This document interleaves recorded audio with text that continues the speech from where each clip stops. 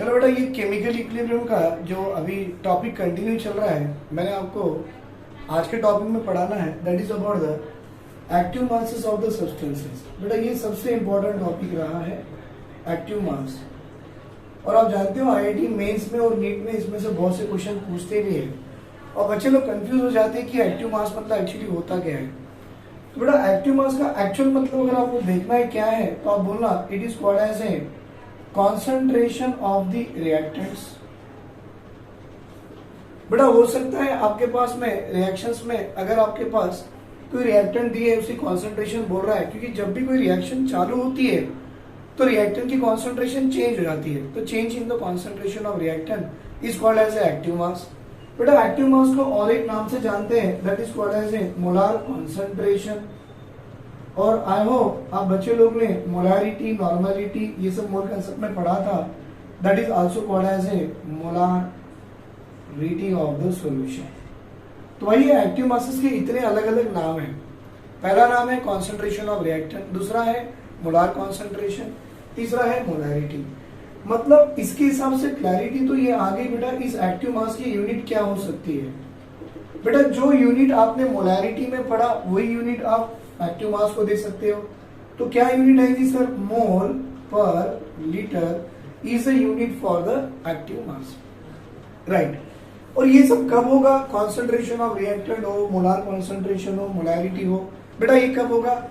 जब हमारे पास कोई एक्वा सॉल्यूशन हो तो आप ये एक्टिव मास बोल सकते हो।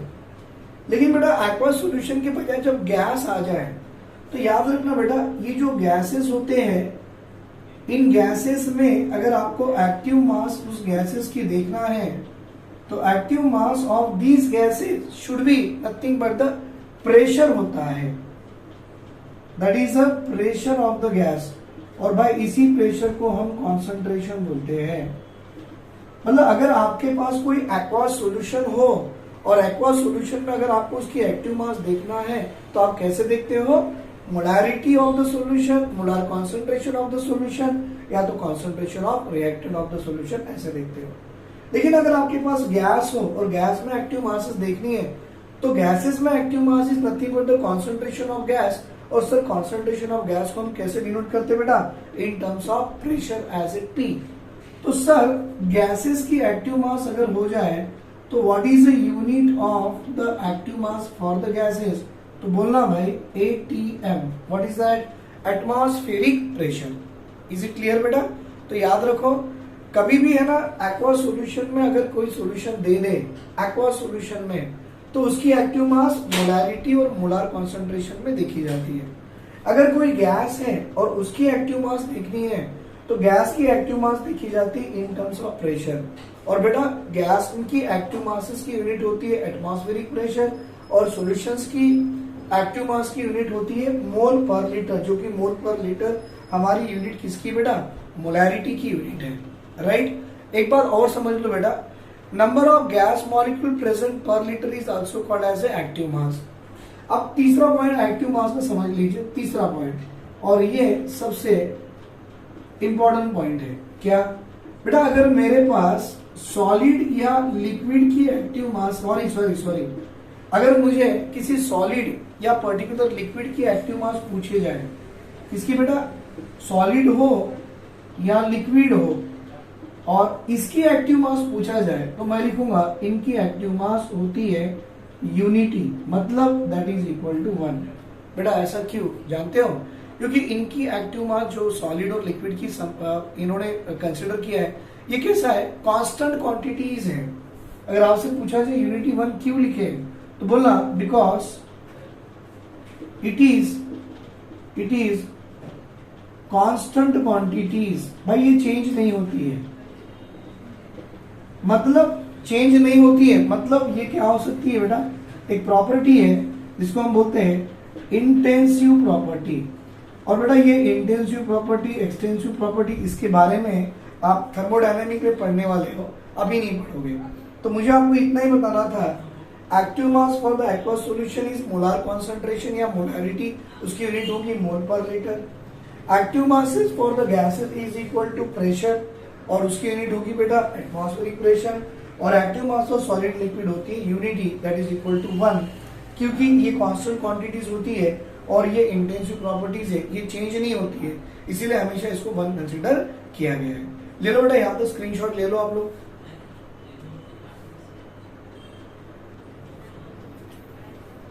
बेटा ये जो एक्टिव मास मैंने बताया था कि एक्वस सॉल्यूशन है तो मोलैरिटी या तो मोलार कॉन्सेंट्रेशन, अगर आपके पास गैस है तो active mass of the gas can be seen in terms of a pressure, वो कॉन्सेंट्रेशन समझा गया है। सॉलिड और लिक्विड हो तो active mass is equal to 1 unity, क्योंकि वो कांस्टेंट क्वांटिटीज है, वो चेंज नहीं होती है। एग्जांपल ले लो आप, बेटा ये बड़ा अच्छा क्वेश्चन है कि 8.5 gram of ammonia 8.5 gram of ammonia is present in a vessel of 0.5 liter capacity is present in a vessel of 0.5 liter capacity, मतलब एक वेसल है जिसकी कैपेसिटी 0.5 लीटर है और उसमें अमोनिया 8.5 ग्राम दिया गया है और हमसे पूछा है कैलकुलेट, बेटा हमसे पूछा है calculate active mass of ammonia, हमसे पूछा गया what is the active mass of ammonia. कुछ भी नहीं करना बेटा, देखो ये अमोनिया आपका गैस है और active mass of gas is nothing but the active mass of the gas is nothing but the can be turn in terms of a pressure या तो कॉन्सेंट्रेशन। भाई ये काम करो ना, आप एक्टिव मास ऑफ अमोनिया निकाल रहे हो तो active mass of ammonia is equal to nothing but the molar concentration of ammonia ले सकते हो, मतलब number of moles by volume of the solution is in the litre. बेटा नंबर ऑफ मोल्स आपको निकालना आना चाहिए। Number of moles of the ammonia is equal to weight of the ammonia by gram molecular weight of ammonia, right बेटा, weight of the ammonia by gram molecular weight of ammonia. ये N क्या हो गया, तो आप बोल सकते हो सर ये हमारा एन हो गया, number of moles of ammonia होता है। तो बेटा formula number of moles is equal to weight by gram molecular weight. देखो बेटा वेट ऑफ अमोनिया दिया कितना है 8.5, और जानते हो अमोनिया की ग्राम मॉलिक्यूलर वेट कितनी आती है 17। बेटा कैसे, तो नाइट्रोजन की एटॉमिक वेट 14 है, हाइड्रोजन की एटॉमिक वेट 1 है, 1 into 3 plus 14 17 हो गया, तो ये नंबर ऑफ मोल्स आ गया। भाई ये नंबर ऑफ मोल्स आप यहाँ लगा दीजिए तो दैट इज इक्वल टू, ये मैंने रफ में किया है बेटा, ये बेटा नंबर ऑफ मोल्स आप लगा दीजिए कितना 8.5 बाय मॉलिक्यूलर वेट इनटू बेटा volume of the solution is in the litre. आप जानते हो या volume of the solution litre में ये भी दिया गया है, तो लगा दो 0.5 और सॉल्व कर लो बेटा। 17 इंटू 0.5 और ऊपर में 8.5 है तो 17 इंटू 0.5 ये भी आपको आ जाएगा 8.5 बाय 8.5, ये आ गया 1 सर, ये मोल, ये आ गया पर लीटर। बेटा अगर वो गैस होगा तो आप एटमॉस्फेयर दे सकते हो, अगर सॉल्यूशन होगा तो मोल पर लीटर दे दो। अकॉर्डिंग टू यूनिट्स आप देख लीजिए what is the answer we are getting. Active mass of ammonia is 1 mole per litre. कोई डाउट है? ये एक अच्छा सा क्वेश्चन है, इसका स्क्रीनशॉट ले लो बेटा। मैं इसी से रिलेटेड और एक क्वेश्चन आपको दूंगा, स्क्रीनशॉट ले लीजिए।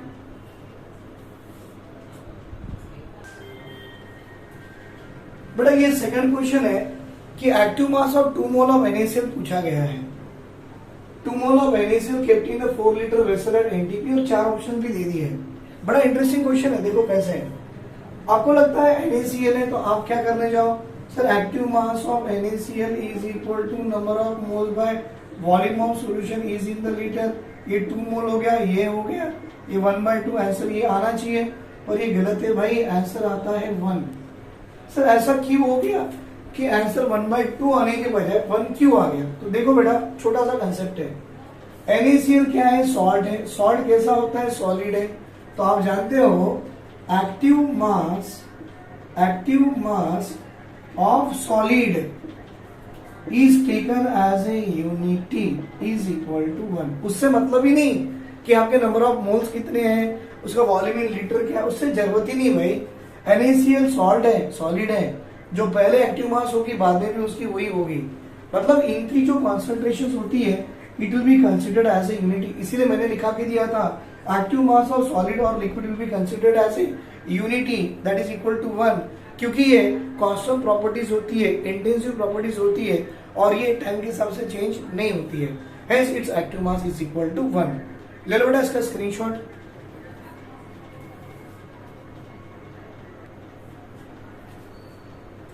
बेटा अभी ये जो कंसेप्ट था हमारा इसमें एक्टिव मास एंड ऑल, अब इसके बाद में केमिकल इक्विलिब्रियम में और एक कंसेप्ट पढ़ना है and that is called as a law of mass action या लॉ ऑफ केमिकल इक्विलिब्रियम। ध्यान से देखिए बेटा, बड़ा इंटरेस्टिंग कंसेप्ट है। लॉ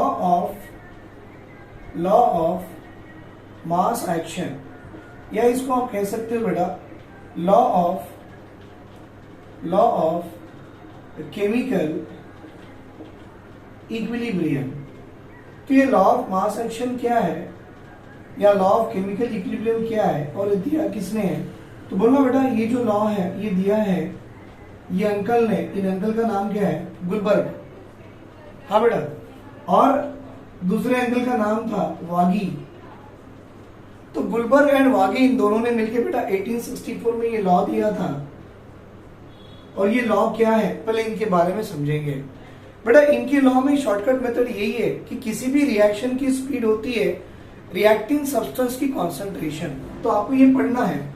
इस लॉ में आपको क्या देखा गया है कि बेटा रेट ऑफ रिएक्शन, आप जानते हो रेट का मतलब क्या है?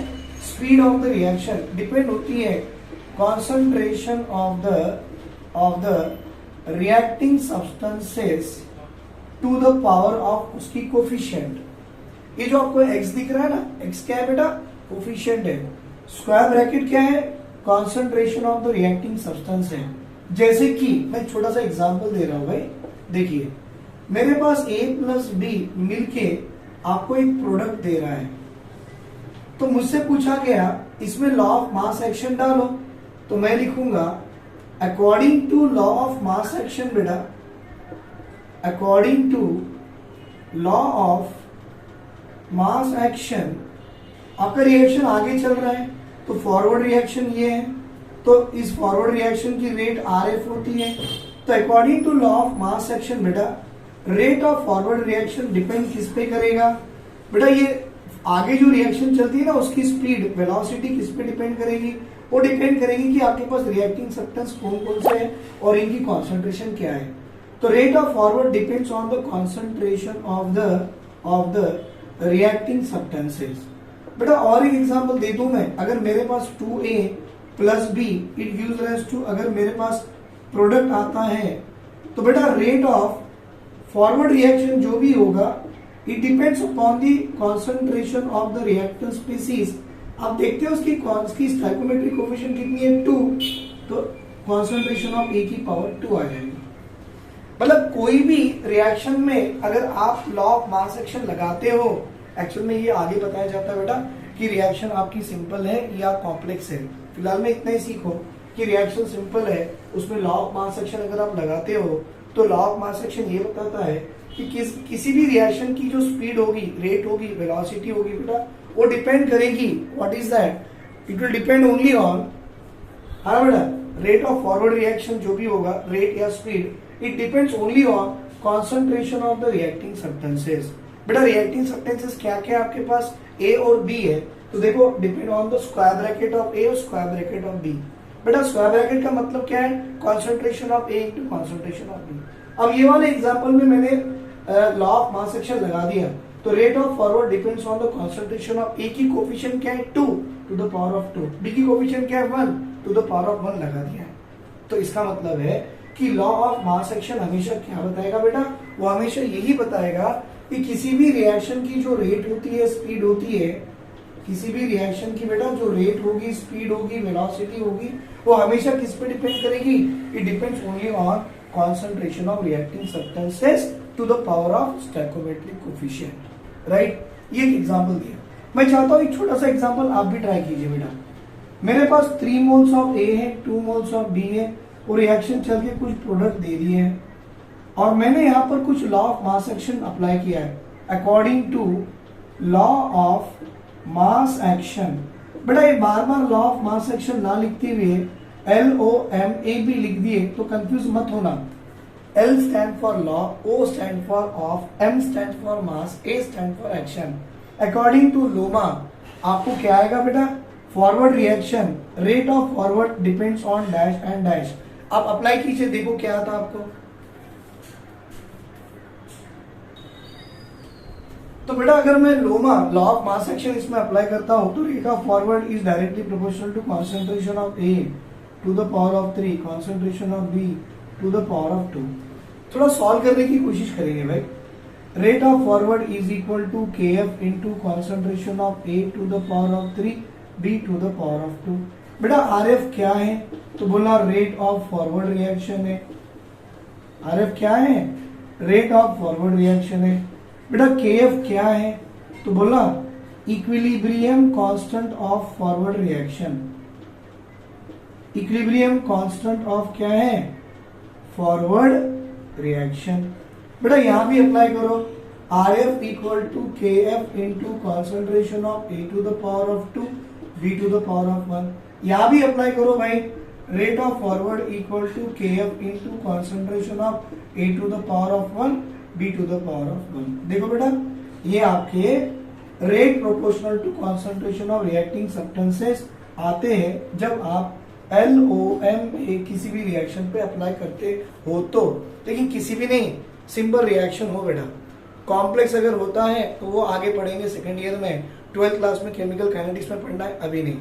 तो ये एक अच्छा सा मेथड है जो आपको बताया जाता है कि किसी सिंपल रिएक्शन में लोमा को अप्लाई करा लो, rate of the reaction proportional to concentration of reacting substances to the power of X. लिख लो बेटा यहां तक।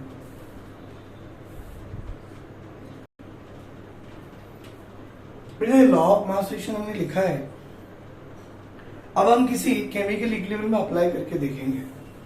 लेट से ये टॉपिक यही है हमारी, लॉ ऑफ मास एक्शन। और लेट अस कंसीडर एक इक्विलिब्रियम रिएक्शन कंसीडर कीजिए। कंसीडर इक्विलिब्रियम रिएक्शन, कोई भी बेटा ऐसा इक्विलिब्रियम रिएक्शन कंसीडर कीजिए जो आपको इजी लगता हो। तो x मोल्स ऑफ A, हाँ बेटा, y moles of B on half weighted arrows, sorry बेटा, लॉ ऑफ मास एक्शन देखिए। Consider a equilibrium reaction, x moles of A plus y moles of B on half weighted arrows, बेटा it gives rise to m moles of C and n moles of D। अब इसको ध्यान से देखिए, reaction आगे भी चल रहा है, रिएक्शन पीछे भी आ रहा है। बेटा रिएक्शन आगे चलता है तो रेट ऑफ फॉरवर्ड है, रिएक्शन पीछे चलता है तो रेट ऑफ बैकवर्ड भी है, क्योंकि रिएक्शन इक्विलिब्रियम में है। अगर इक्विलिब्रियम में हो तो rate of forward is equal to rate of backward हो जाएगा। अब करना क्या है देखिए, पहले sir apply law of mass action on forward reaction. चलो अप्लाई करें बेटा law of mass action on forward. तो rate of forward directly proportional to a to the power of x और b to the power of y आएगा, क्योंकि बेटा forward reaction की जो रेट है, स्पीड है, वो इन दोनों पे डिपेंड करती है। किस पे बेटा, a और b पे डिपेंड करती है। तो ये आ गया। फिर rate of forward is equal to K F into concentration of A to the power of X and B to the power of Y, ये बन गया इक्वेशन 1। फिर मुझे यही करना है कि sir apply law of mass action on backward reaction. बेटा जो रिएक्शन मेरी बैकवर्ड में चलती है उसमें अप्लाई करनी है। बैकवर्ड तो ये है ना बेटा, तो बैकवर्ड का जो आरबी है, रेट ऑफ बैकवर्ड, ये डिपेंड किस पे करेगा, सी और डी पे, क्योंकि सी और डी की कॉन्सेंट्रेशन जितनी ज्यादा होगी तभी तो रिएक्शन आगे चलेगा। तो रेट या स्पीड ऑफ बैकवर्ड डिपेंड करती है इन दोनों पे। तो कॉन्सेंट्रेशन ऑफ सी की पावर m और कॉन्सेंट्रेशन ऑफ डी की पावर n, मतलब rate of backward is equal to K B into concentration of C की पावर n और डी की पावर n। बेटा ये इक्वेशन 2 पे आ गए। इक्वेशन कहां पर आ गया आप लोग, 2 पे आ गए, बिकॉज यहाँ पे हुआ क्या है, इक्वेशन 1 इक्वेशन 2 आपने आ गया है, क्योंकि आपने LOMA law of mass action forward पे अप्लाई किए, फिर बदला आपने LOMA law of mass action backward पे भी अप्लाई कर दिए। हो गया, इक्वेशन 1 इक्वेशन 2 आ गई। तो आप जानते हो जब भी आपकी रिएक्शन इक्विलिब्रियम में आ जाए तो बेटा एट इक्विलिब्रियम हमेशा rate of forward must be equal to rate of backward होता ही है, क्योंकि यही हमने कैरेक्टरिस्टिक ऑफ इक्विलिब्रियम में पढ़ा था। बेटा rate of forward equal to rate of backward अगर आता है तो मिला लो इक्वेशन 1 एंड 2, क्या आएगा सर, के F into concentration of A की पावर एक्स बी की power Y equal to K B concentration of C की पावर एन और डी की पावर एन। बेटा यहां पर एक कर दो, ये के एफ को यहां रखो, के बी को नीचे लेके आओ, आप देख पा रहे हो, K F by K B is equal to concentration of C की पावर एन डी की power N by concentration of A की power X by into concentration of D की पावर वाई। बेटा इन दोनों को सॉल्व करो तो आपको देखो कुछ ऐसा आएगा, K F by K B is equal to C की पावर एन डी की पावर एन बेटा ए की पावर एक्स और बी की पावर वाई। देखो K F by K B C D M N A B X Y, C D M N A B X Y.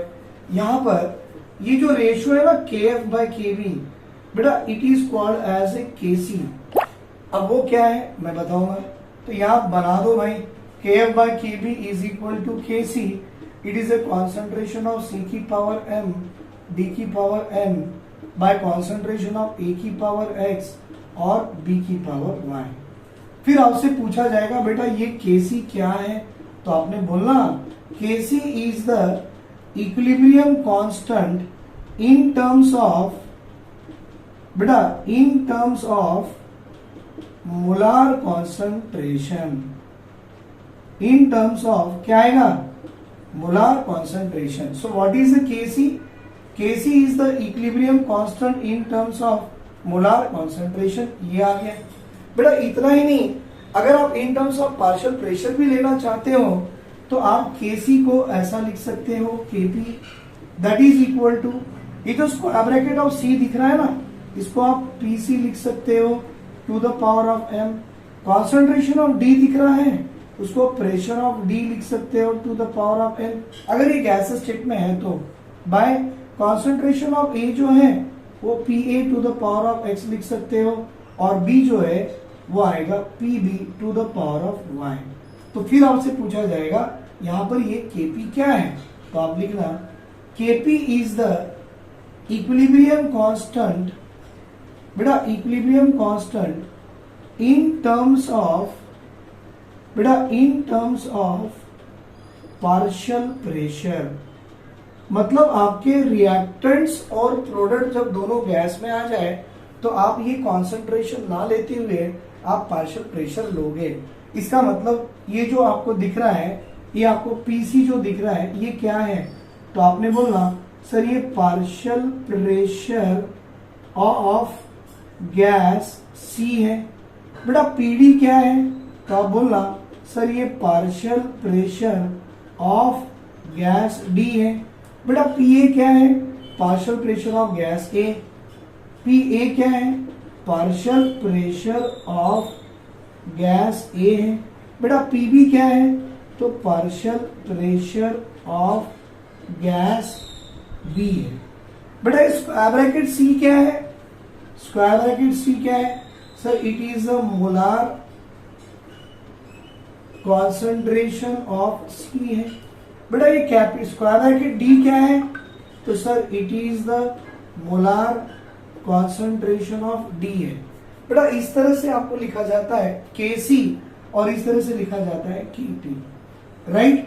कोई भी chemical equilibrium या equilibrium reaction दे दें और आपसे केसी पूछा तो concentration of product by reactant ही लिखना है। देखो product by reactant raise to the power of their stoichiometric coefficient. बेटा केपी पूछा ना पार्शियल प्रेशर, तो KP is nothing but the equilibrium constant in terms of partial pressure होता है, तो that is equal to partial pressure of the product by partial pressure of the reactant to the raised to the power of their coefficients। इतना लिख लो बेटा, हम कुछ examples करेंगे, इतना स्क्रीनशॉट ले लो आप।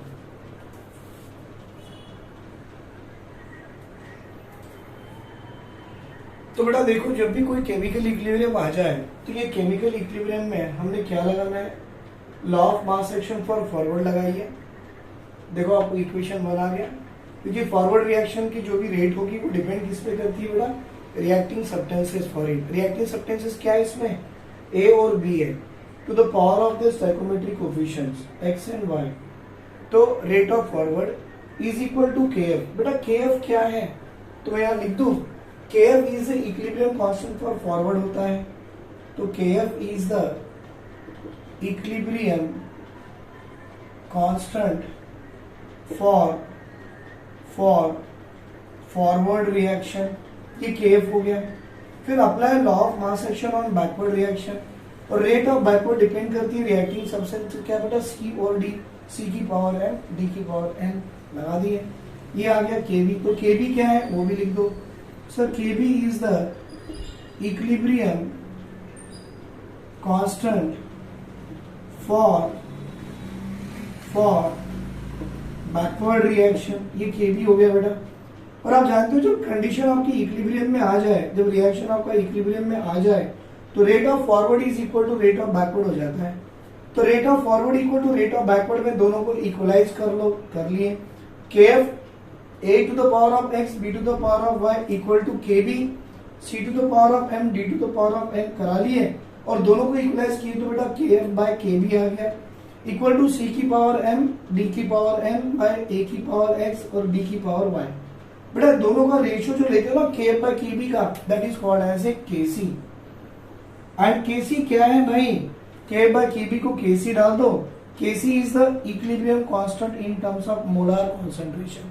मतलब आप देखिए कॉन्सेंट्रेशन ऑफ सी जो स्क्वायर ब्रैकेट में लिखे हो ना आपने, इसको आप बोल सकते हो मोलर कॉन्सेंट्रेशन ऑफ सी। मतलब number of moles of C present in a litre, number of moles of D present in a litre, number of moles of A present in a litre, और number of moles of B present in a litre. ये आ गया सी और D. वैसे ए और B लिख सकते हो। केसी क्या है, equilibrium constant in terms of molar concentration.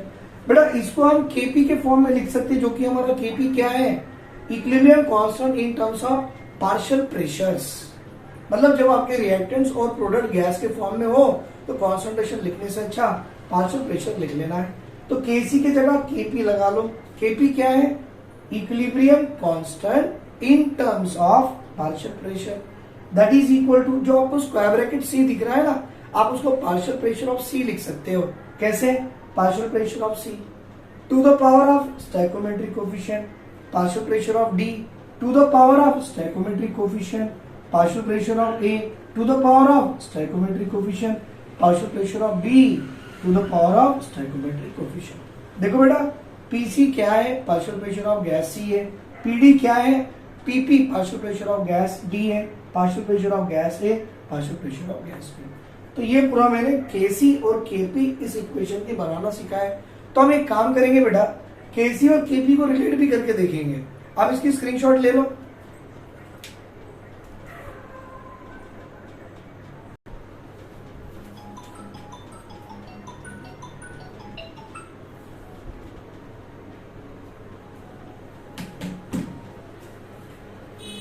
बेटा यहाँ देखिए मैं आपको इक्विलिब्रियम कांस्टेंट के की बात बता रहा हूँ।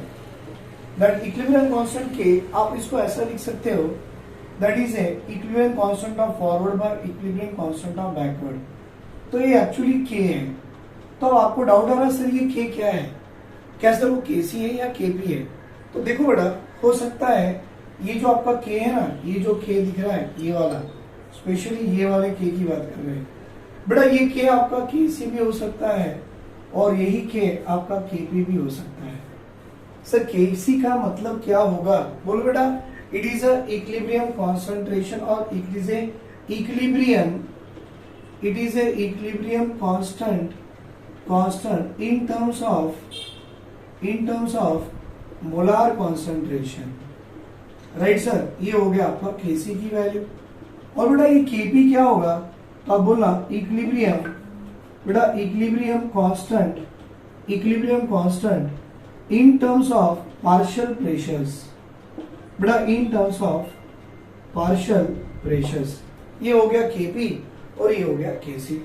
भाई ये काम करो, आपको क्या एग्जांपल लेके देखेंगे। एक छोटा सा एग्जांपल दे रहा हूं मैं, कोई भी एग्जांपल दे दो जो आपको अच्छा लगता है। तो मैं ले रहा हूं M1 मोल्स ऑफ A और M2 मोल्स ऑफ B बेटा हाफ हीटेड एरो मतलब इक्विलिब्रियम में आ गया, N1 moles of C and N2 moles of D आ गया। ये आपकी रिएक्शन इक्विलिब्रियम में है। तो आपको इसका Kc के टर्म लिखने हैं और Kp के टर्म लिखने हैं, तो कैसे करो बेटा? Kc is equal to concentration of product Ca to the power of N1, concentration of product to the power of N2, concentration of the reactant to the power of M1, concentration of the reactant to the power of M2। ये आ गया Kc लिख दिए। बेटा Kp भी लिखने की कोशिश करो इसी का, तो भाई Kp is equal to partial pressure of the product to the power of N1 into partial pressure of the product to the power of N2 by partial pressure of the reactant to the power of M1 into partial pressure of the reactant to the power of M2। देखो बेटा ये आ गए आपको partial pressures at partial pressures, और ये Kp आ गया। इसका मतलब ये Pc क्या है बेटा? Partial pressure of the C, partial pressure of D, partial pressure of A, partial pressure of B। कब होगा? जब आपके रिएक्टेंट्स एंड प्रोडक्ट गैस के फॉर्म में हो। तो अगर एक्वा सॉल्यूशन के फॉर्म में आ जाए तो आपने Kc लिखना है, राइट? ले लो बेटा स्क्रीनशॉट ले लो इसका। इसके साथ एक काम कर सकते हो, अगर आपसे पूछा जाए sir what is the unit of Kc, हाँ बेटा, और आपसे पूछा जाए what is the unit of Kp, तो बेटा Kp की यूनिट तो एटमॉस्फेरिक प्रेशर होती है और Kc की यूनिट होती है मोल पर लीटर। तो मोल per litre is unit of Kc and atmospheric atmosphere is unit of Kp। इतना नोट डाउन कर लीजिए बेटा।